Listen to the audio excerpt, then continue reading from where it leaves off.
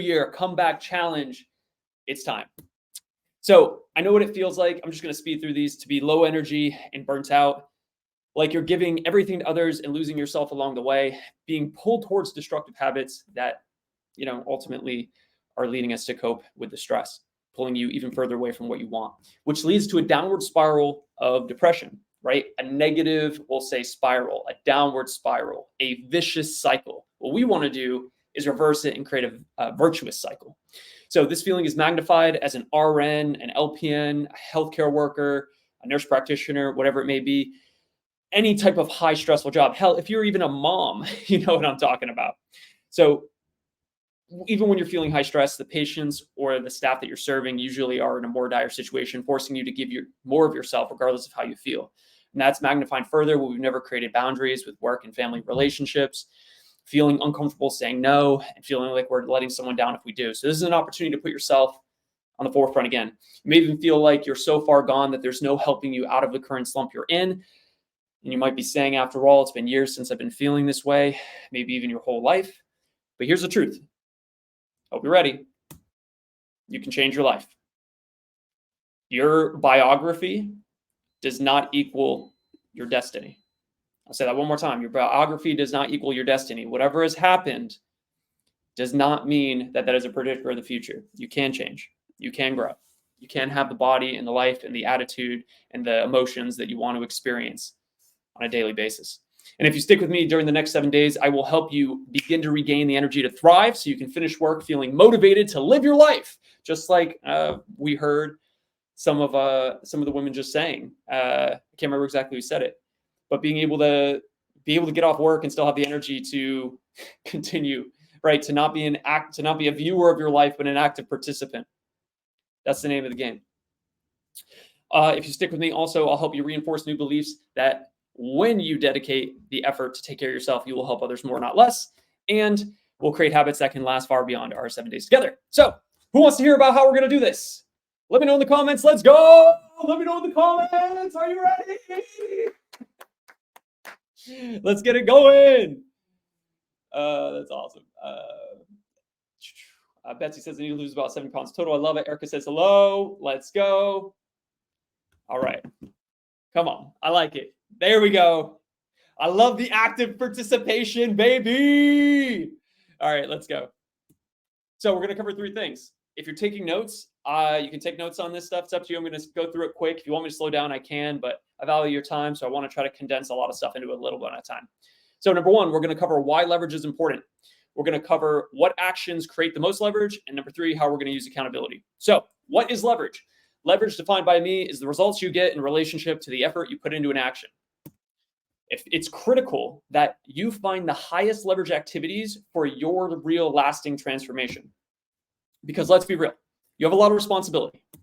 You are probably a mom with kids or a dad with kids, and you are in a high stress job in the medical field, right? As an LPN, an RN, an MP, a DON, you might even not even be in healthcare, and you might just have a stressful job, or be a parent, which is stressful. And you cannot commit 20 hours a week like all these girls or guys on Instagram telling you to spend 3 hours every morning doing yoga, kale smoothies, meditation, a 3-mile walk on the beach, followed by affirmations and learning a second language. Probably don't have time for that. So by finding the leverage in your actions, you can take the littlest effort and get the highest result. And the reason that's so significant is you begin to create a positive feedback loop. As you can see, we identify the starting point. You put the biggest levers in place, and then you set objectives. What are you going to do? You set the actions that will achieve those objectives, and then you set the accountability that will make sure that those actions actually happen. And then you reward the behavior. Once you reward the behavior, you do it again and you build, and it's a virtuous cycle. This is the exact approach that we take with one-on-one coaching. It just takes the guesswork out of it for you, so you can be like, all right, cool. I don't have to guess where to start. I can have somebody look objectively, because being the subject can be tough, looking objectively, hey, here are your starting actions, here are your objectives, here are the actions that will achieve the objective, cut out all the guesswork. You don't have to worry about like wasting your time, your energy. And then we set the accountability to make show those actions happen. Now, I'm not here to say like, you need a coach. No. Is doing, this whole process with the coach easier? Sure. Especially ones that have experience, but you can do this on your own too. Just follow the format. set objectives, set the actions, and then you have to hold yourself accountable. During these 7 days, we're going to hold a little bit of that accountability to you. But you want to have something consistently for accountability as well, even if it's self-accountability. So this will lead you to feel more motivated to take more action, to get even better results. Because think of it, it's a loop. If you take action and you get results, what happens? The belief that you have that you can achieve the goal that you want to achieve goes up. And with higher belief, you take more action. With more action, you take better results. And now you're in a virtuous feedback loop where you'll never stop. You're on fire. But what happens with a lot of us is what? We take action. The action doesn't get us the result we want. And then that result then leads to a belief of, can I even do this? Is this even possible? And especially combined with high pain of actions, like we're working out 5 times a week from day one, doing 75 hard, and then we burn out. So we want to start with bigger lever actions. And this will lead you to a path of breakthrough, right? And this is the exact strategy we use, like we was talking about. So my goal for these 7 days is to help you implement what I believe are the highest leverage activities towards your transformation. My challenge is I don't know you yet, right? Because like I don't think I saw any of my one-on-one clients here, right? So I don't know you. And my challenge is I have to give you a general approach for the next 7 days. If there's anything that I can recommend to you, it's to identify what your biggest levers are. But of course, I'm going to give you what generally the biggest levers are. Literally, I'm skipping the slideshow. I don't have you one-on-one to personalize these during the 7 days and guarantee you follow through, which means that more falls on you to perform your accountability actions that we're going to set up and follow through. So with all that being said, who's down for the challenge? Let's go. Jennifer says, how do we ADHD proof this process? Can you be more specific? I feel like I have ADHD tendencies. Awesome. Let's keep going. So what actions will create the most leverage? Number 1, sleep. You guys already know. Let me ask you a question. If there was a pill that could help you lose more fat, that could help you regulate appetite, that could help you allow you to get sick less often, enhance your mood, reduce your stress, aka feel more like yourself, allow your mind to think clearer, make better decisions, allow you to enjoy exercise more, increase your motivation, and have 0 negative side effects. And it was free. Would you take it? Let me know in the comments. Would you take it? Yeah, you would probably be lining up at the pharmacy. Give me this thing. And you probably think it's too good to be true, right? Well, that's sleep. There was, I can't remember the guy's name, but he's a strength and conditioning coach for the NFL for a specific team. And he talks about how if sleep was a performance enhancing drug, they would ban it. It is so powerful. Now, for a lot of us, we're coming from positions where like we're doing overnights, we're doing like 12-hour shifts. The ability to create a solid sleep schedule is tough enough. So the goal is not necessarily, hey, get 8 hours a night, because again, that might be too far away, so unattainable. And then you lead to the fact where you go, well, why would I even start? Because like it's impossible with my schedule to do this. So what we're going to do instead is focus more on total time, which we'll talk about. So what I want us to do right now, if we want to set a goal, we have to first identify where are we, right? If we're trying to get somewhere, how are we going to get somewhere if you don't know where you are? So we're going to take 30 seconds right now and calculate how much sleep do you get per week on average, and be accurate. Not what you should be getting, right? You're not trying to impress me. What you're actually getting, and put it in the comments right now. Put it in the comments. So that way I know you're doing your homework right now. Take 20 more seconds, write it in. How much sleep per week are you getting on average? And then I'll tell you what we're shooting for and how we're going to do it. So we got 35 hours here. I like it. 35 hours.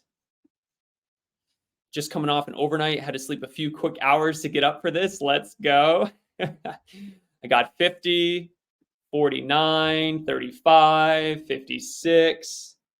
Gloria says 36. We got 35, 40. Okay, cool. So sleep is definitely going to be one of the most powerful pieces. What are we going to do? So right now, if you're sleeping less than 56 hours a week, which is an average of 8 hours a night, then we need to focus on getting this number up. Now, we need to increase sleep by an amount of time that is realistic to you. I see a lot of like 38, 40, 34. You jumping all the way up to 56 hours in week 1 is probably unrealistic, right?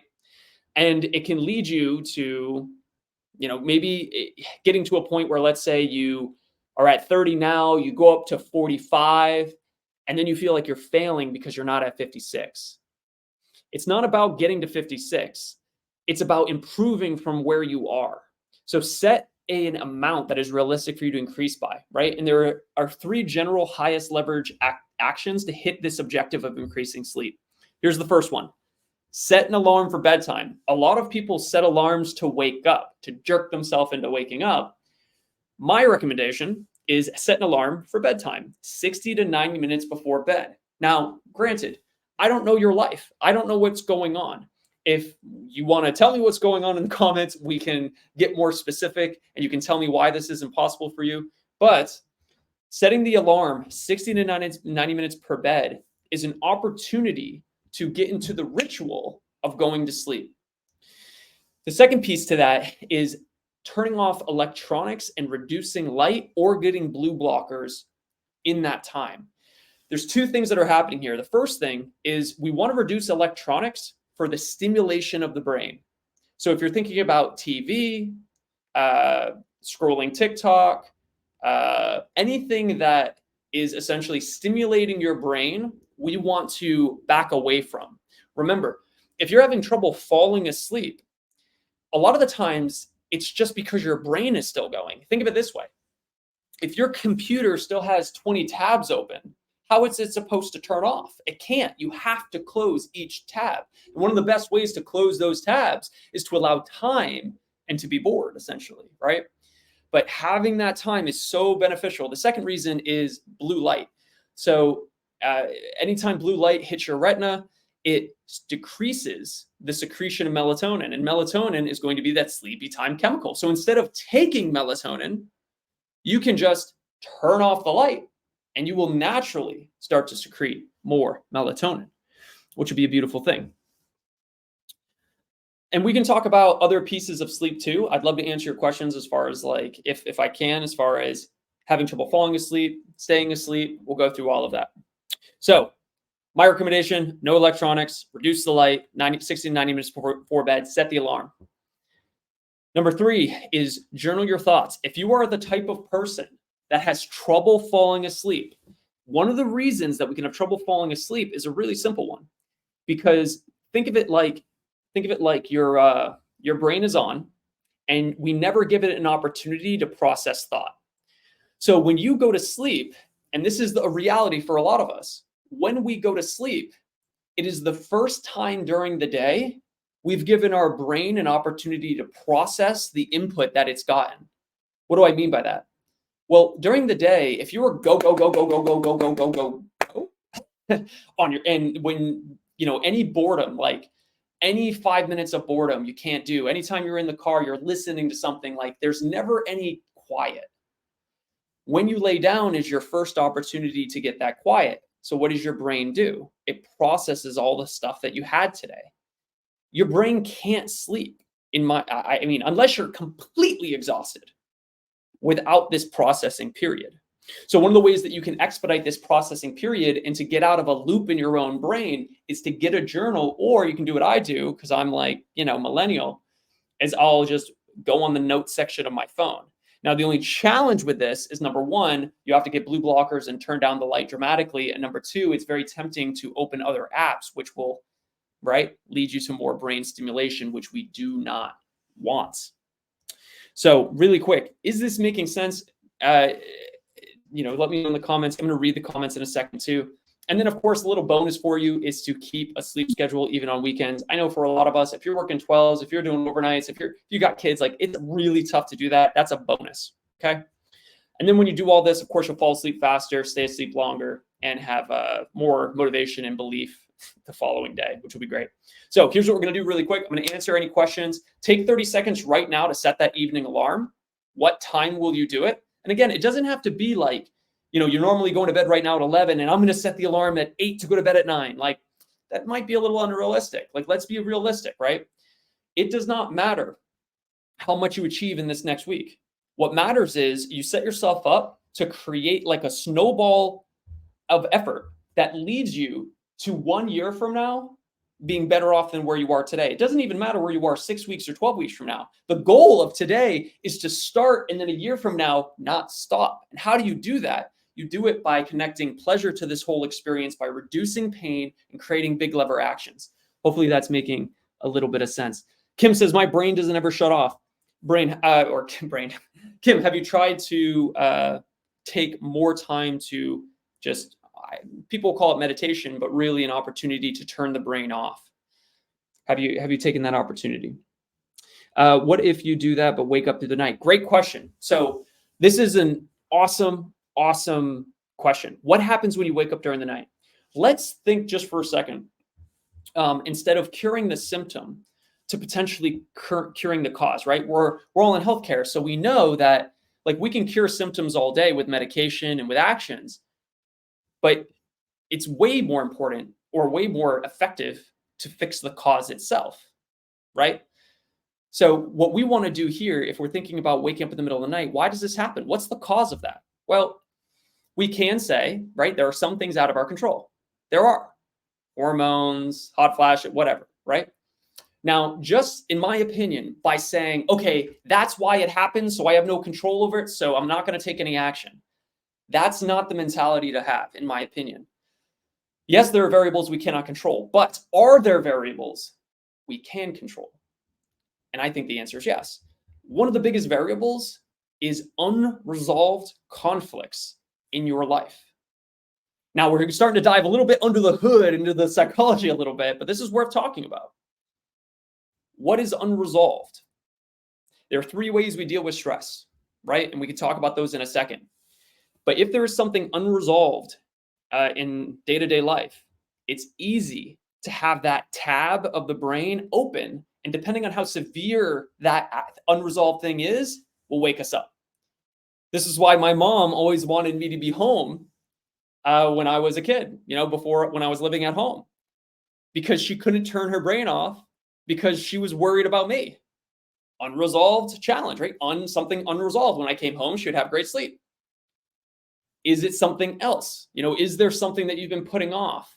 It's sometimes we get into a negative feedback loop where the thing keeping us up is the fact that like our health isn't where we want it, or our body isn't where we want it. And then we just kind of dig a deeper hole. So just identify what is the thing that's keeping you up, and then take like the first big lever action there to start getting your sleep back. And I know I kind of ranted a little bit there. Hopefully that makes sense or helps. Michelle says, I play games on my phone to try to turn off my brain. So that can be an effective strategy, but just something worth noting is that's more of a distraction. So playing games does distract your brain and it puts you to sleep, but then your brain, once it gets just enough sleep, will wake you up in the middle of the night. This is why I don't recommend falling asleep to TV or to like listening to something, because you're essentially just distracting yourself enough to fall asleep and then you wake up after 4 or 5 hours. To really start sleeping through the night, we have to get to a point where mentally we're at a good place. And that takes work. That's not a 1 week thing necessarily. Thomas says, I wake up 4 to 5 times a night.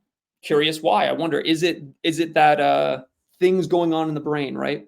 Anne says, my screen keeps freezing, but I can see the comments. Try refreshing the page. That might help. Linda says, I dream about work almost every night, and I've been retired for 4 years. Are you afraid you're going to be late for work, Linda? Cassandra says, I take trazodone to sleep because I have so much trouble. Right. And of course, like this is more of a general talk today. There's nothing I'd love more than to just like dive into each of these with you. I'm a problem solver, right? So what I love to do is figure out, okay, get the foundation, what's all the facts, and then just start to peel it back one layer by layer. Kylie says, now I understand, or Kim says, now I understand where I can't shut off my brain. Yes. Kim says, I work 7 to 5. Husband works second shift, wait for him to get home. Yep. I hear that. And like relationship definitely plays a role into this as well. Michelle says, I like the journaling idea. Love it. What does it mean if we sleep too much? So that's an interesting question. It really depends is the short answer.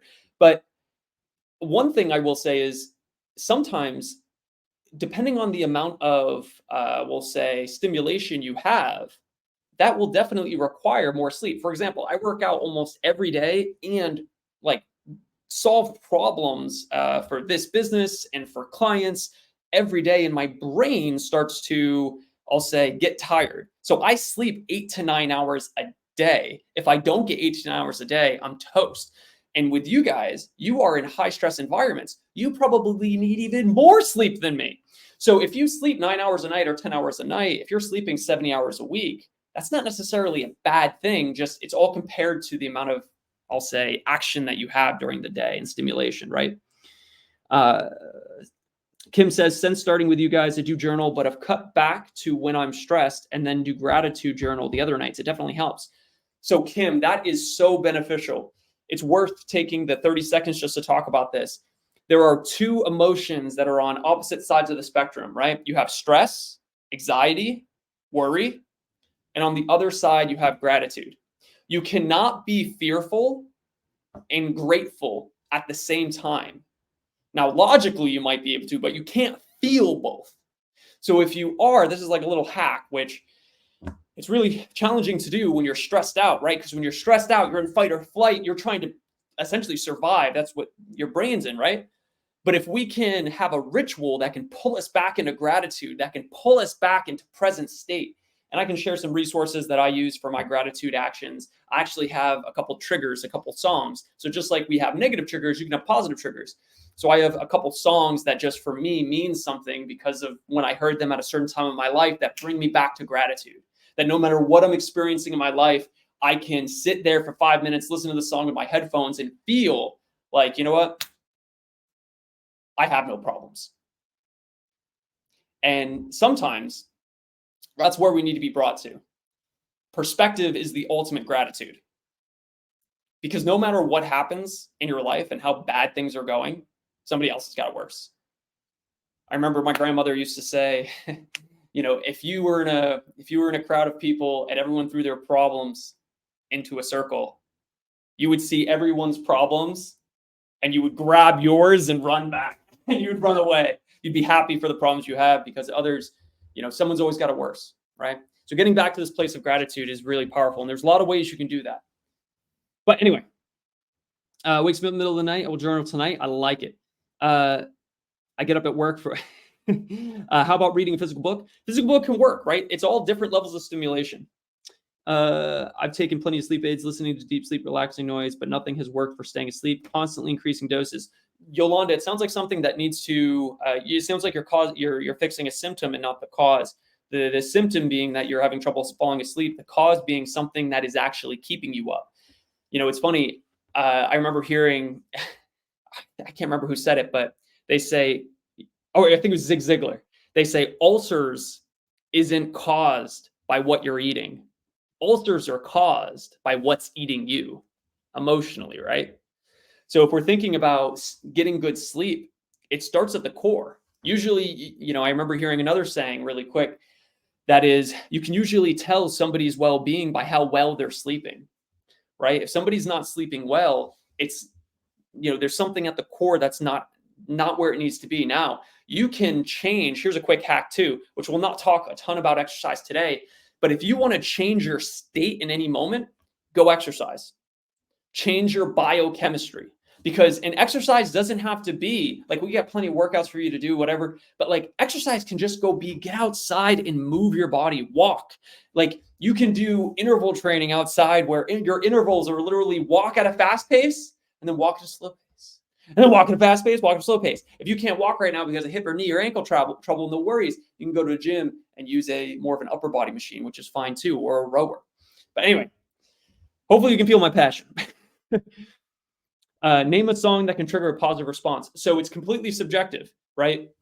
This is going to sound super corny, but my newest songs that can trigger a positive response for me are the Wonka soundtrack. There's this new movie out, right? It's called Wonka, and I've never loved the Willy Wonka franchise, but I loved this movie. And the reason I loved this movie was because it showed me a man that was able to be optimistic through any circumstance. Like he was treated poorly, he was taken advantage of, and he still saw the best in life and people. And I thought, wow, that's a really good message. And that's what I got from the movie. So the soundtrack brings me back to that place. Like no matter what happens, like I didn't have it as bad as that guy in the movie. And also, like, the best is yet to come. You know, I believe like our beliefs shape our life. So if we believe that the best is yet to come, it's worth enduring whatever we're enduring for. But anyway, a lot of fun stuff. Let's keep going. Holly says, if you're sleep deprived one night, can you make it up the next? So great question. And this will probably be one of the last questions we have on sleep, just so we can move forward. But the answer is you should. Is there any remedy? Is there any solution for having, we'll say, poor sleep one night? Like, is it equivalent to have 4 hours one night, 12 hours the next, and that equals 16 hours? Not necessarily. There's a lot of other factors at play. But for the sake of starting, definitely catch up on your sleep. Definitely. If you sleep 4 hours one night, listen to your body and sleep the full 12 the next, right? For sure. Your body will tell you generally, like our body, and I'm not a huge fan of like, you know, let's sit in our feelings type of thing. But I'll tell you what I am. I really believe in this idea that our body is telling us signals, giving us signals all the time. If you cannot sleep through the night, that is not something that has to be medicated, in my opinion. That is a signal. The fact that you cannot sleep through the night, which people have been sleeping through the night for, you know, people, it's something we should do. We should sleep through the night, right? If you cannot sleep through the night, it might be a symptom of something else that needs to be fixed, right? It's a signal. So listen to the signals.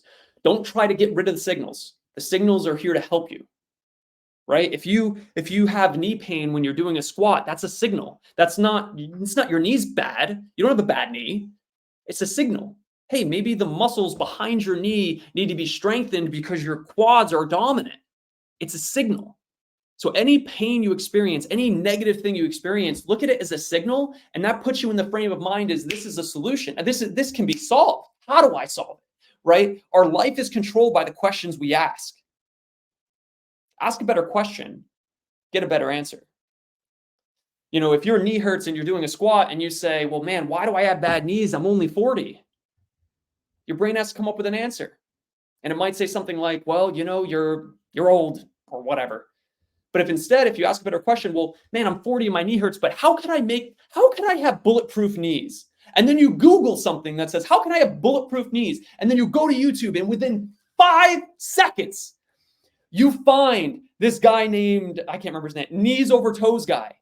And he's got a whole series on bulletproofing your knees after 40. And now you have solutions. Whereas before, we asked a question and we got an answer that made us feel defeated and powerless. Do not give up your power. All of you here have the power to create anything you want, the body you want, the life you want, the attitude you want, the emotions you want.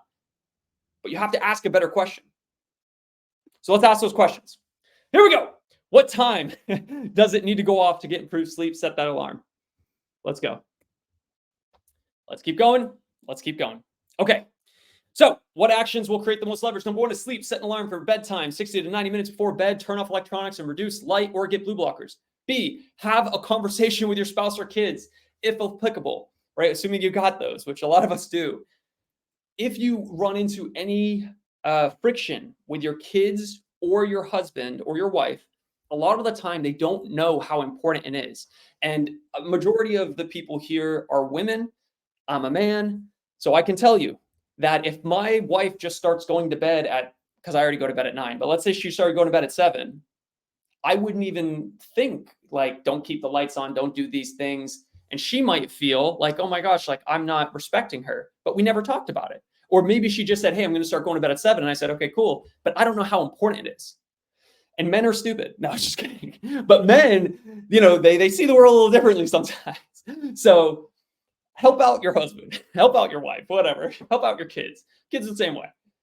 Like just talk to them for 2 minutes and just let them know, hey, this is really important to me. Like, here's where I'm at. I'm feeling, you know, no energy. I don't want to live right now. I want to stay in bed all the time. And this is one of the things that's really going to help set me up on, the path that I want to be on. I need your support. Here's how you can give me support. Give them cheat codes. Tell them how. Don't make them solve it. Tell them how you can help them, or they can help you. There you go. All right, let's keep going.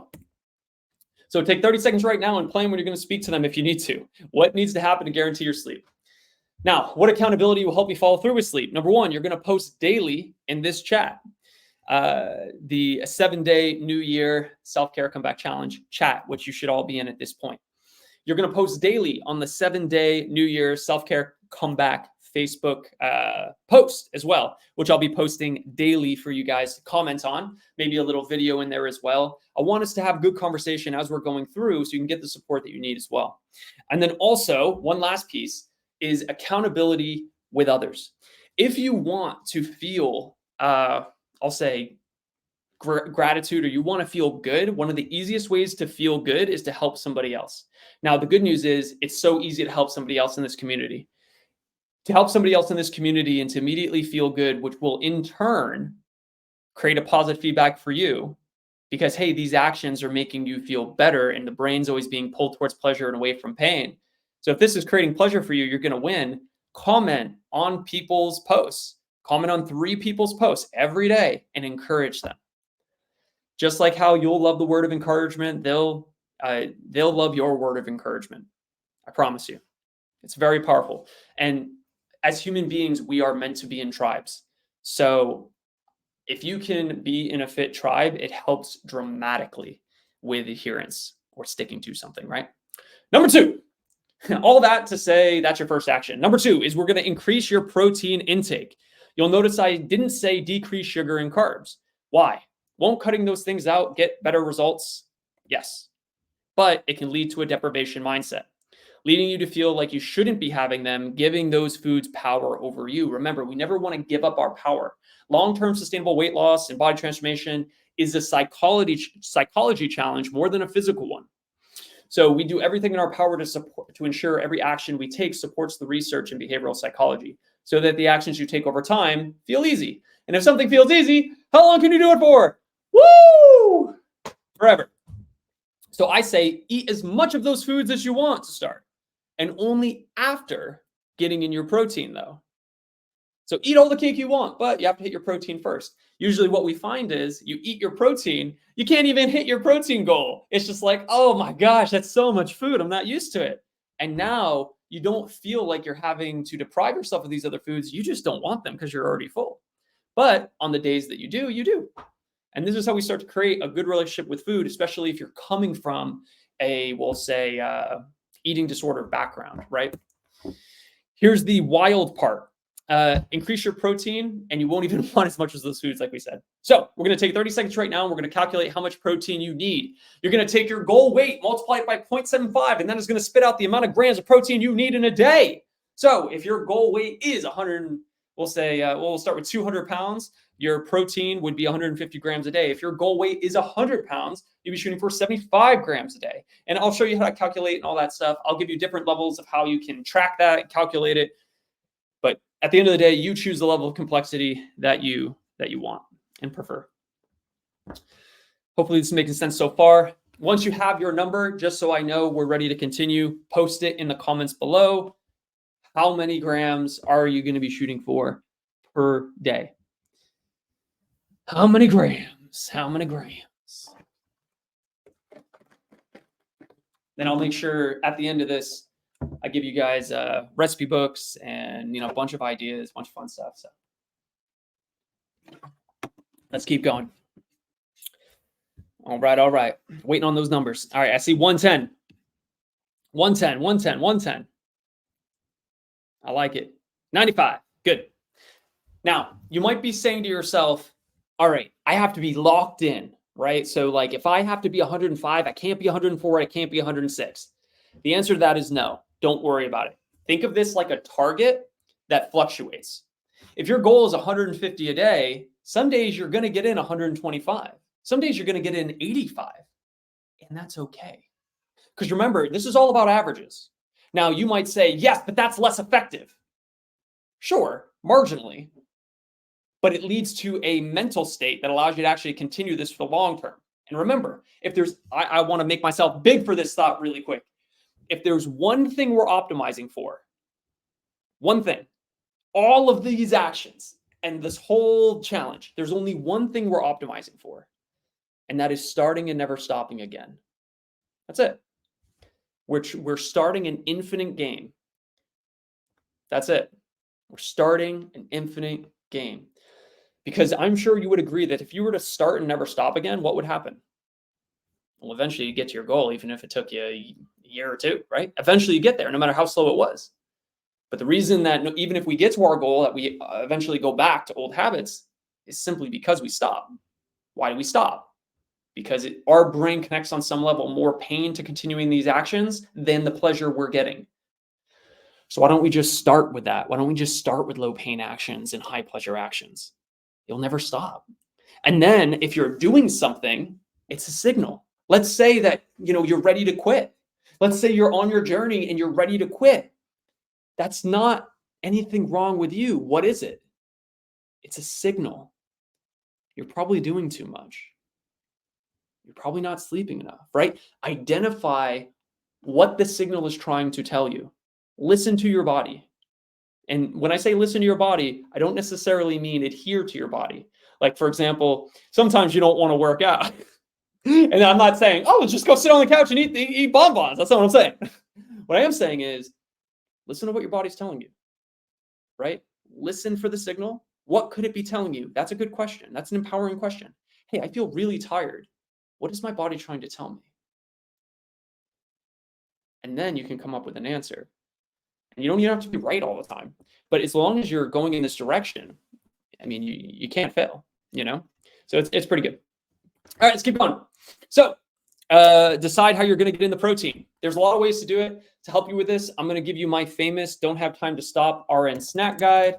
And I'm going to give this to you right now. So I'm going to put this in the comments. You guys will have it. I'll actually share my screen so you can see it too. A lot of you probably already have it, but these are I believe it's 7 of my famous Don't Have Time to Stop RN snack guide snacks. And that should be in the comments now. And we'll go over it really quickly together. It is a Google link. So if you click that, you'll be able to access it. And I'll show this to you really quick. These are just snack ideas though, right here. So these are, where is it? Share my screen. Boom. Oh, where is it? Boom. So these are just snack ideas. We're going to go over actual sources, but usually the main thing people say is, oh my gosh, I need snack ideas because I can't eat 3 meals a day. Yeah, no worries. Let's look at protein really quick. So a couple things. You have the meal replacement shake, which we won't dive into each one of these. You can see that I rate each one by the percentage of calories that come from protein. And then also I rate the taste as well, because let's be real. We got some Chobani Greek yogurt. We got some beef jerky. Now, again, you might say, oh my God, all these things, are they 100% perfect? No, but nothing is, right? Quest protein bar, Quest chips, Fairlife protein shake, cottage cheese. And then you have a bunch of things down here, which again, there are no foods that are good and bad, but simply this is we'll say these are health products that are marketed as health products or high protein products that just don't simply have high protein at all. So they say protein, but they really don't. Does that make them bad to eat? No. It just means that they're generally going to be higher fat, higher calorie options, which is that bad? No. But in our goal of trying to increase protein, probably don't want to have a ton of it. The second thing you might be saying, well, hey, yep, ricotta can work too. You just want to shoot for lower fat options. The other thing when it comes to dairy products, the other thing to keep in mind, you might be saying to yourself, all right, cool, but can I ever eat things that just maybe aren't optimal? And the answer to that is yes, please do. So if you guys don't have it yet as well, I want to give you this, which is my ultimate interchangeable snack guide. And this is one of my favorite guides so that you don't feel deprived. And I'm posting this in the comments right now as well. I think that's a different link. Yep. So one of the reasons I love this so much is because it gives you permission to eat less optimal foods. Now, you guys are probably familiar with this idea of high volume and low volume foods. High volume foods are going to be lower calories and fill you up longer. Low volume foods have higher calories per volume and they generally taste better, but don't keep you that full. So it's up to you to find, if you are having trouble and you're getting in all your protein and you're still feeling hungry or unsatisfied, to increase your high volume foods. All of these options have 170 calories in them. Now, these aren't protein options. These are simply by the calories. So it's really interesting to see the high volume options compared to lower volume options. What is more filling to you? 4 cups of watermelon or 3 Chips Ahoy cookies? We all know the answer, right?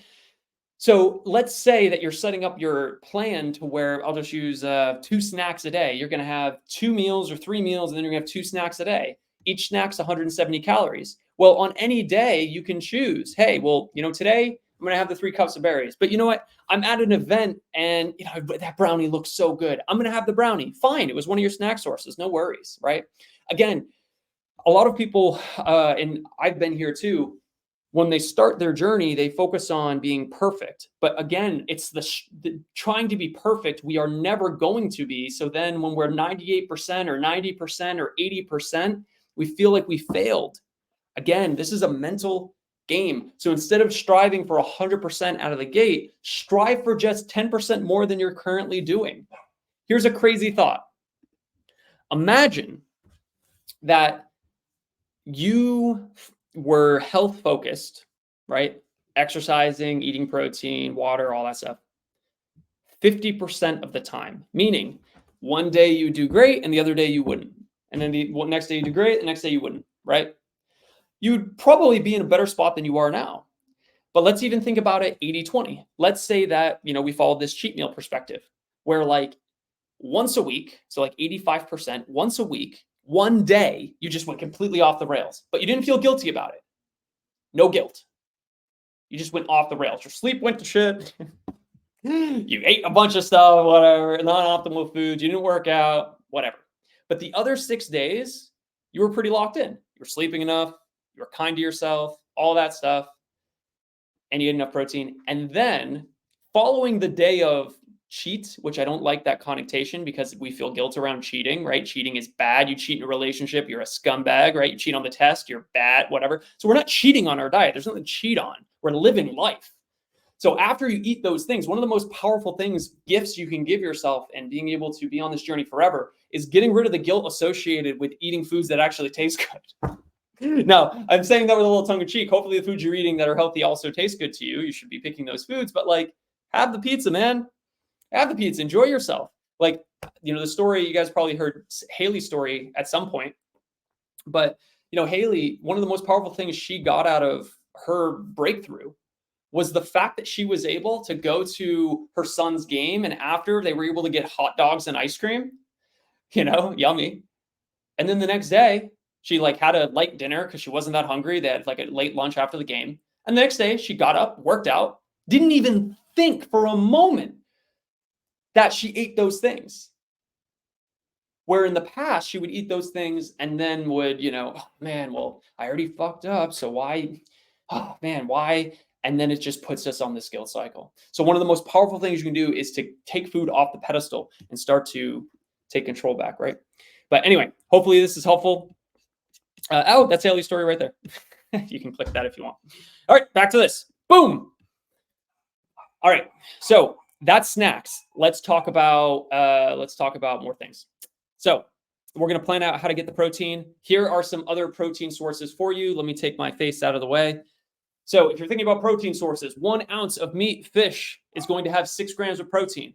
1 egg, which I don't recommend you have the whole egg because it's going to be high fat, even though great micronutrients in those eggs. I do not recommend that you're down in 6 eggs at breakfast for the protein. What I do recommend is that you get 1 egg and then you have maybe 5 egg whites, right?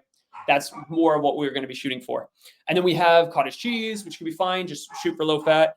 And then you have other protein shake options, right? You have your Premier Protein, you have your Core Elite, you have your protein yogurt, all of those things. I recommend whatever you're going to do, make sure that it tastes good to you and that it doesn't upset your stomach. If it upsets your stomach, you're going to have a bad time because then you're going to be connecting pain to everything, right? And that's not what we want. And there's also alternatives like Protein 2.0, which is like 20 grams of protein. It's like a sweet tasting Gatorade with a weird aftertaste, but it could work. Cool? Rocking and rolling. Leslie, there will be a replay here as well. Lena, good to see you. Let's do it. So, what accountability will help you follow through with protein? Number one, you're going to post your meals or anything you eat in the 7-day New Year Comeback Challenge chat. Number two, you're going to post it on the post. So think about it. When you're making this daily post, you're posting about your sleep, you're posting about your protein. And think of this almost as your journal. Being on these posts, this is your journal. You don't even have to like put it in your phone, share it. What went well, what didn't? You know, be transparent, like share it, and we'll be here to help, and it'll be great. And like this is like the reason I love these challenges so much is because it's less about me as the coach, and it's more about you guys. It puts a lot of the accountability on the community, which is beautiful, because then you can know that you're not alone. One of the hardest things about this whole journey is from the outside, or from where we're standing on the outside, it looks like no one's having problems with this. But we know they are, but we don't see it. So this challenge is a great opportunity to unveil the curtain and realize, oh my gosh, everyone's struggling, right? Everyone's trying to improve. And that's okay, right? It doesn't matter where you are. All that matters is where you want to go, and are you willing to take the first step? It doesn't have to be drastic, right? And then C, reply to other people like we just mentioned. So last one, we got 3 actions. First action, sleep. Second action, protein intake. Third action, mindfulness of self-talk. We cannot have a challenge talking about self-care without mentioning self-talk. This is the way that you talk to yourself. It's your inner voice. You might not be aware of it, but you most certainly are. So here's the challenge. A lot of us have negative self-talk. Negative self-talk is when your inner voice is excessively negative, sounding more like an inner critic. You know, you drop something on the floor and your brain goes, loser, right? Or you go to put something in the mirror and, you know, your brain just says those things. Fixing that is extremely powerful to our well-being. And this plays a huge role in our self-esteem. And many times when our self-esteem isn't solid, we feel the need to sacrifice ourselves and well-being to gain others' approval so we feel better about ourselves. Seeking external validation versus internal validation. So what's the solution? So you can feel confident saying no and putting yourself as a priority. It's the building of new beliefs, the new beliefs about your immense worth. Did you know, really quick, as a side note, that you have a $1 trillion body? And you might not believe me. But if we take quick inventory on what you have physically, your arms, your legs, your eyes, your heart, your skin, your stomach, your skeleton, your fingers, your toes, your ears, if we take your eyes and I ask, how much would you take for them? $100,000, $1 million, $10 million, $100 million. You probably wouldn't take any amount. You have thousands of physical assets that because we were given them at birth, we forget how valuable they are because they were just given to us. And that's without even touching the emotional assets you have. You're tenacious. If you're an RN or you're an LPN or you're in the healthcare field, like you got your degree, you graduated, baby. You're resilient. You most likely have kids or are a leader of people. If you're a parent, you are a leader. And you're giving, right? You most likely have kids or, you know, are giving to other people, serving people in your work. And your worth is beyond what you give yourself credit for. So what I want you to do really quick is rate your self-talk on a scale of 1 to 10, right? If we want to improve in any area, we first have to identify where are we starting from. So rate yourself on a scale of 1 to 10. Where are you at? Where's your self-talk? Charlotte, it's my pleasure. Also, is this helpful at all? So rate your self-talk on a scale of 1 to 10, put it in the comments, and then tell me if this is helpful. Or maybe don't, because I'll lose momentum if you don't think it's helpful. No, I'm just kidding. Kimberly says 8. Wow, Kim, hold on a sec. Can I just shout out Kim really quick? So Kim Cherry has been a client of ours for months now. I believe it's been 4 months already. 4 months, 3-4 months. Her self-talk, if you don't mind me sharing, Kim, was definitely below an 8. I believe it was like 4 or 5 when we first started working together. The fact that you're an 8 right now, just like that really pumps me up. Like seriously, I am thrilled to see that self-talk improve. because everything starts from self-talk. If we feel better, we will do better. And usually it just starts with changing our input, which we'll talk about in a second. So I'm thrilled. Happy, Christine. Happy to help. Oh yeah, dairy-free options. Let me get to that at the end. I like that. Beautiful. Okay, let's keep going. So in the next 7 days, we're going to aim to bring that up a level or two. How?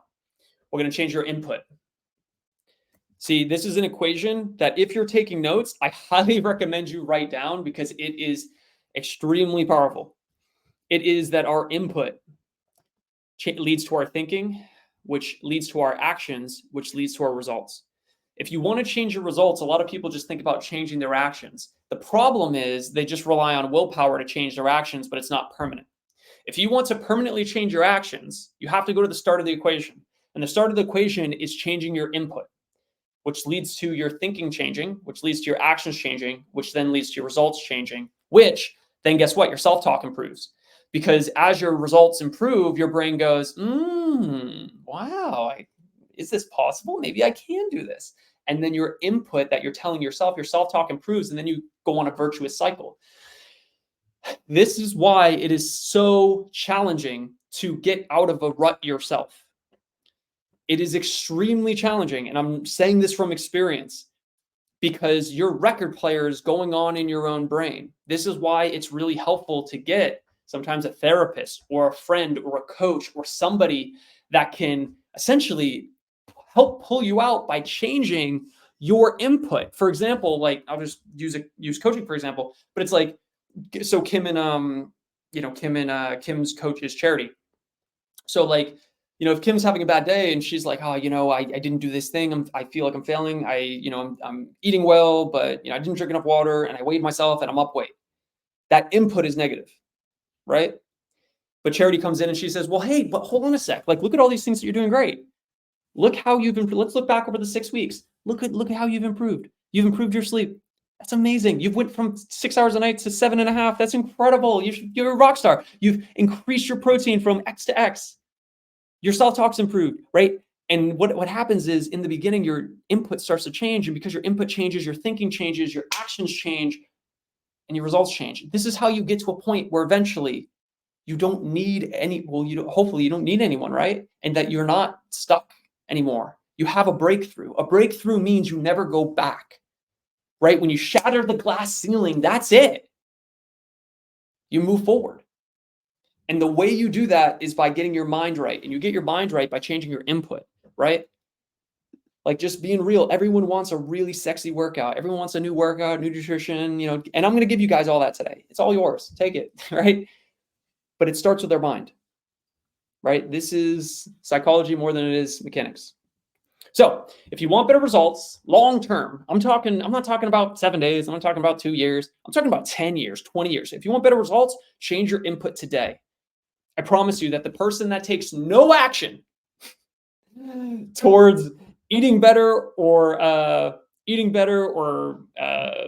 exercising, and all they did for 6 months straight was change their input and to essentially get them to a place where they felt really good about themselves and then started their journey, they would probably be way better off 5 years from now, even though initially the results would pretty much be non-existent, tangible results, but intangible on the inside, a lot would be changing. You just can't see it, which is why a lot of people don't do it because they can't measure it, which is why I'm asking you to measure it now. You have to measure this stuff. You should be rating your self-talk. Anything that's worth improving, you have to measure. Otherwise, how do you know what you're doing? And you have to use a measurement that's actually good. Quick side note to that is weight. A lot of people use weight to measure their progress. That's one of the worst things we can do if that's the only thing we're tracking. Because what happens if your weight goes up? Well, there's a lot of factors that go into weight, and it's not just fat. Weight is bone, muscle, water, and fat. What happens if you're gaining lean body mass, water, bone, and muscle, but you're losing fat, your weight stays the same, and you feel like you're failing? No, can't have that. So we have to make sure that we're measuring in a proper way as well. So it's near impossible to change your internal dialogue without external input. I can guarantee you, I think it was Albert Einstein that said, you cannot fix a problem in the means at which it was created. If you feel bad, it happened in your head. I'll say that one more time. How you feel is not because of what happens to you on the outside. How you feel is because of what's going on between your two ears, right? How can one person, let's say, have a terrible tragedy happen, and then they're able to come to terms with it, accept it, and be like, it's just, I'm sure there's a silver lining, I just haven't found it yet, versus the person that absolutely crumbles and their life is ruined. It happens because of the way we view it. So everything happens between our two ears, right? This is why cognitive behavioral therapy is such a powerful piece of like what we do as well. Which is just really it's a fancy way of saying just changing the way you view things. When you change the way you view things, the things you view at change, or the things you look at change internally, right? Anyway, so you cannot fix a problem. You cannot think your way out of depression. You cannot think your way out of feeling bad. You have to get external input. This is why, like for a lot of you, here's a good example. This is input. I'm giving you input right now. And I would imagine, hopefully you're perceiving it this way because this is my intent, positive input, empowering input. Yes, you can change, you can grow. I'm also giving you some actions, but hopefully you are feeling as this new input is coming, well, now your thinking is changing. Okay, maybe this time can be different. Maybe I can transform. Okay, cool. Now it's leading you to take new actions. And those new actions are leading to the results that you want, which will create a feedback loop. And then by doing the accountability actions, by being in the group, by commenting on the post, by replying to people, it's enforced, it's reinforced because you're getting that new input. These 7 days can be the catalyst that takes you on a journey for the rest of your life. And I know that sounds heavy, but I'm here to say that you choose when you're ready to transform and to go on this journey. No one chooses for you. And I'll tell you what, you don't need a new year to do it. You don't need a new month. You don't need a Monday. All you need is the decision. And if you've tried and failed things in the past, I highly recommend that you just try a different approach. Instead of going all in, try building one habit at a time. Commit to starting and never stopping again. So just like a record player that's been playing the same song for years, it's the only way to create something new is by changing the grooves of the record. So here's the action. You're going to listen to empowering content on the way to and from work at the minimum. Here's what I recommend. We have to, again, you'll hear me say this a ton, minimal pain, maximum pleasure. If you are driving to work anyway, listen to something empowering versus listening to maybe music. Now, music might be empowering for you, but definitely don't listen to the radio and all the bad things going on in the world, because guess what? News is not meant to inform you. News is meant to scare the shit out of you. News is meant to get your attention and make you keep watching. Facebook ran a study a couple years ago, and they found that by putting things that make you angry in your newsfeed would actually increase your time on their app. So guess what? They started doing it. They started putting political and very controversial things into people's news feeds, and people got angry. And that anger kept them on the app. Do not get sucked into that, right? Do not get sucked into the news cycle. I can't remember the last time I watched the news. And you might say to yourself, well, Ryan, you're uninformed. Yeah, I am, but I'm happy. And I'd rather be happy and uninformed than miserable and, you know what I'm saying, and paralyzed by everything happening in the world. And I say that to a degree. I know some world events, but I'm not dialed in, because guess what? I can't control the external world. Is it good to know what's going on? Yes, but I cannot control what happens overseas. I cannot control what happens sometimes even in my town with the elected officials and stuff. But guess what I can control? Me. I can control my emotions. I can control how I feel. Or maybe I can't always control my emotions, but I can control the input that determines my emotions a lot of times. I can choose to get new input. And the moment that we give up, I remember hearing somebody say, oh man, the economy's bad. We should do this. And it's forget, the economy, focus on your personal economy. What can you do to earn more in this economy, right? So let's keep going.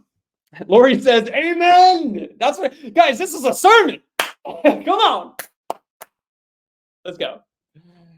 All right, let's keep going. All right, where are we? So listen to empowering content. That's why I continue to create these podcasts. So you'll see, I think we're up to podcasts 27 in the group, but we got podcasts on YouTube, so YouTube, Spotify, the Facebook group. Stay tuned in. Stay tuned in. Sometimes when you get something for free, we don't value it. And that's like a whole thing in psychology. But I want this information to be accessible for everyone. We can't do one-on-one coaching with everyone for free. It wouldn't make sense. We wouldn't be able to feed our families. But that doesn't have to stop me from making this information accessible for anyone, right? Especially that couldn't afford one-on-one coaching. So hopefully this is beneficial. And even though it's free, don't undervalue it. Because like a lot of this is what I would, this is more general, but like these topics are things that we talk about with our, one-on-one clients. So by slowly changing the grooves of the record player of your mind, your self-talk will improve over time, allowing you to have less resistance towards your transformation. So take 30 seconds right now and plan what you're going to listen to on your drives to and from work. Now, you don't even have to do it to and from work. It can be when you're walking on the treadmill. Instead of listening to something that is kind of garbage for the mind or just listening to the music in the gym, put on something that's going to empower you. Like I probably did this overkill in my early teens, but it worked. Anytime I was not actively with a client, because I started personal training when I was 17. It started with my mom, and then it was really cool. I became addicted, right? My brain connected a lot of pleasure to personal training because I got to see how it affected my mom, and my mom was so thankful, and I saw how it affected her life behind the scenes with my dad. She was more playful with him. She was more patient with me and my siblings, and that kind of brought me on this path of personal training. So it's good stuff. You said you have a playlist on Spotify for drives to work. So no, our let me put it on here. Our podcast is on Spotify, but yes, you can totally create a podcast. Here, I'll put this in the comment section. So yeah, I'll put that in there, and then I'll put our YouTube in there too. Our YouTube has all of our podcasts on there as well. Also our Facebook group, like we just put them in all the places. So that pretty much wherever, wherever it helps you to be able to have them, we put. So good stuff. I'll put that in there too. But yeah, it's all about positive input. And look, you don't have to listen to me. I mean, hey, if you listen to me, awesome, I'm happy to help. But you don't have to listen to me. You can listen to anyone that you vibe with and you feel like is empowering. So what accountability will help me through with improving self-talk? It's going to be posting daily in the 7-day New Year self-care comeback chat, posting or commenting, and then also replying to 3 other comments so that you can feel like you are doing good as well. And if we do a quick summary, we have sleep. Set an alarm for bedtime, 60 to 90 minutes before bed. Turn off all electronics, reduce light. Have a conversation with your spouse or kids if applicable. Explain how you feel currently and what you're doing about it, how you need their support. Increase your protein intake. Follow your protein intake plan. Mindfulness of self-talk. Listen to new positive input while driving, and comment in the groups. Now, let's talk about prizes really quick. If you complete all the daily accountability actions, you get a chance to win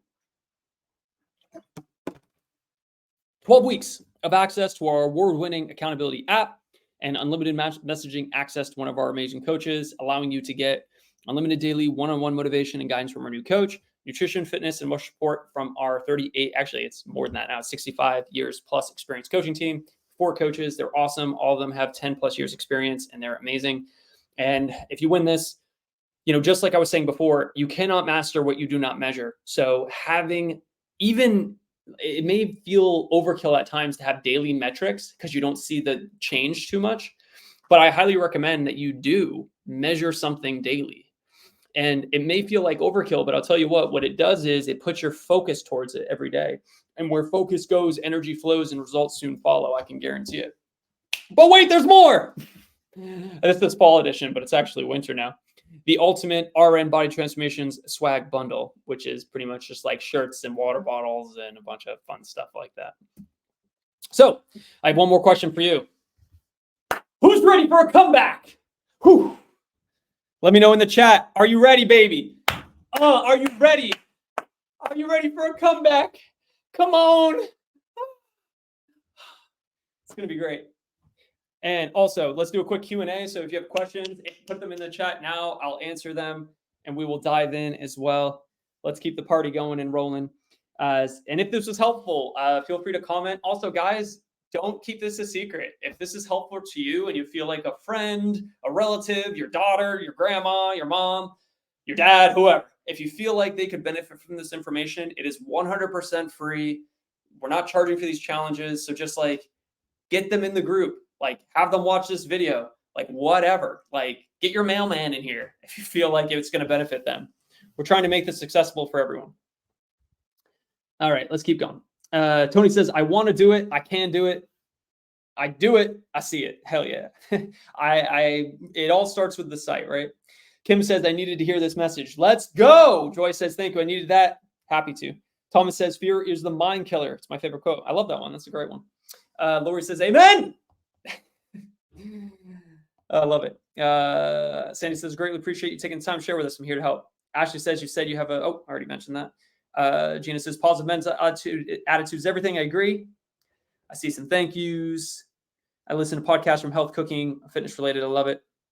Kim says, I have a few Christian podcasts to listen to already, but my 15-minute commute is a silence. Ooh, beautiful. It's an awesome opportunity, Kim. I love that you mentioned that. We talked about at night, not having any time during the day that your brain shuts off. But guess what? If you drive, that can be an opportunity for your brain to shut off. Don't turn on the music. Don't talk to anyone. Just drive and appreciate and look around. And that can be a brain dump. That can be an opportunity for your brain to download all the information that's on the surface, right? Allowing you to sleep better. Kylie says, me. Ashley says, I'm so ready. I'm ready. Woo, let's go. Pumping it up. Food options for gluten-free, soy-free, and dairy-free. Yes. Oh, yeah, let's go to that. Okay. So really quick, we also have some recipes for you guys. So pulling those up for you. One sec. We're going to add this to the stage, and then we're going to grab this. Cool. All right. You should be able to see that. There you go. So I'm going to give you 36 recipes that are low FODMAP that are so good they make you forget you're eating healthy. So these are ideas. These are recipes like sweet berry rice with chicken, creamy rice with bison, like some good stuff in here. I love it. Grocery list attached as well. And yeah, just some good stuff. I mean, I love these. These are my favorite low FODMAP foods that are super simple, that don't take a lot of time. Like you can look at these ingredients, right? Like super simple. You don't need to be complex. You don't need to be a Gordon Ramsay in order to eat yummy. And this is actually my favorite recipe in the whole book, bison and pineapple stir fry. If you've never had it, you have to try it. It is absolutely wonderful. And also too, just for context, let me share this with you too. So something that we give away completely for free too is our 12-week Iron Body Breakthrough Blueprint. Now, a lot of you may have joined when this was not the all-new version, but everything I'm showing you is in here. So I've said with this document that this is the document I would give to my mom to start her transformation if I could never coach her. So if you click here, you can see it's kind of a little hidden, but you have the recipe book there. You have a walkthrough step-by-step of how to lose 1 pound a week, like what the science behind it is here, right, on YouTube, which is one of our podcasts. And what else we got? A couple things on habit, and then we also have workouts in here as well. Also, when you're starting to focus on micronutrients, you can look at the peak human longevity and health food list. And this is a very simple list, but this is when you start to move up the pyramid of caloric deficit, macronutrient distribution, and now you're focusing on micronutrients. I don't want to overwhelm you guys by showing you everything in here, but you got workouts, walkthroughs, daily, weekly targets to start, and some more stuff on mindset as well as describing just how you have these breakthroughs, books I recommend, and all that stuff. So I'll post this in here as well. And you guys should see that in your emails as well, but there it is. That's the copy of the whole blueprint for you as well. And let's get a couple more questions here. Charlotte says, I've been doing HIIT while I've been listening to you. Let's go. Michelle says, I'll try my best. Let's do it. Michelle says, I'm a hospice nurse, so I'm in and out of my car. I can listen all day. Beautiful. Michelle, it's super powerful. I think that's beautiful. Tony says, silence is a great suggestion for those of us with a long drive. Allows you to decompress before walking into family chaos. So that's huge. I will say one of the things that improved my family life the most was having a 5-minute ritual. Maybe you could do longer if you want, but non-negotiable 5-minute ritual that when I go from work mode to dad mode, which is tough when you work from home because you're just like, you walk from one room to another, you don't have that time all the time, is I purposely have a ritual to get myself back into a better state, to get myself into a state of wanting to, like, be grateful and wanting to, be a dad and, all those things. But when you're stressed out and focused on that, it's really tough to be present. So yes, having that ritual is powerful. I recommend. What else we got? Tony said, oh, I already read that one. Charlotte says, I'm so ready for this. Let's go. Ashley says, I hate cooking. That's my downfall. Kylie says, what if you're allergic to tree nuts and most fruits? It's very restrictive. Yeah, if you're allergic to tree nuts, don't eat them. If you're allergic to most fruits, don't eat those. Choose the ones that you can have, and the thing when it comes to being restricted, again, is focus on increase, don't decrease, right? So instead of focusing on all the things you can't have, we're going to focus on things you can. Increase protein and get rolling. Water. We didn't talk about water too, but I will say the majority of us are probably mildly dehydrated. So just as a little extra, make sure that you get in at least half your goal weight in water to start. I hate cooking. That's my downfall. Yeah, I hear you. So like, if you don't like to cook, you don't have to cook. What I recommend, it's all about finding, like, actually really quick, if you're my client, like the first thing we would do is figure out, okay, what are the foods you enjoy the most? How do they fit into your plan? How can we fit those into your plan? And then also make it so that they're least pain. For someone that hates cooking, does that mean that you hate putting something in an air fryer and walking away? Because that's cooking. Does it, because like, I'll give you an example. One of my clients in the past, Susan, she would have, she was a single mom. So she would have 3 kids, and she would come home and just be absolutely toast. So she didn't want to do the whole dinner thing, but she also needed protein. So what did she do? Well, she would get the air fryer. It would be on the counter ready. It's important to have as little resistance as possible. It makes sense why we set our gym clothes out the night before. You have to create as little resistance. This is about creating habits too. Create as little resistance as possible that will help you achieve your goals. Set your environment up to success. So she would have the air fryer out. She would have the chicken in the fridge already marinated. She'd spend an extra $1 and get the marinated ones. She would literally walk in the door, go to the fridge, take it, open the air fryer, throw it in, close it, set it for whatever, 12, 20 minutes, whatever it was. And then she would come back and like, they would eat that. And then like, I can't remember the carb she had. I'm trying to remember. I can't remember, but she would have chicken, right? The chicken would be ready. Protein's done. And then it's all bonus from there. So having strategies that are simple like that, you can also like, there's nothing wrong with eating out other than it costs more. But like, if you're cool with the cost, like, yeah, just eat out to get your protein, like Chipotle. Chipotle can be a great resource, but it's all about finding out for you, what is the thing that's going to allow you to get the protein that will create as little pain as possible, right? Link should be in the chat. Let me know if you don't see it. When I get home, I sit in the car for 10 to 15 minutes before I go in the house. I like that. That's awesome. I do that. Thank you. That's what I do. I love it. Cool. Any other questions? Are there any other questions before we dive all the way in? Diving in. Cool. Last thing I'll say really quick is if you're on a, well, actually, let me grab the link for that really quick. I'll wait for questions. I'll give you guys one more link here. I do that. Neighbors think I'm strange. I love it. Last thing, I'll throw a link in the chat. If you are at a point where you do want some extra help and you want to look into one-on-one coaching, feel free to click the link in the chat. It'll bring you to this page, which will essentially give you an opportunity to fill out a tiny application. We can see if we're a good fit to work together. We don't accept everybody simply because not everyone's at a position that they're ready to be coached. Straight up. Sometimes it's better off building your foundation before you start working with us. But assuming we're a good fit, we can help you. But totally up to you. Don't need coaching. You can do this. You can stay in this group for free and get a bunch of stuff. But if you do want some extra help, you can click that link and we can help you. And I think that's it because we have all the questions answered. Yeah. Awesome, guys. Well, this was fun. I love it. I love doing these.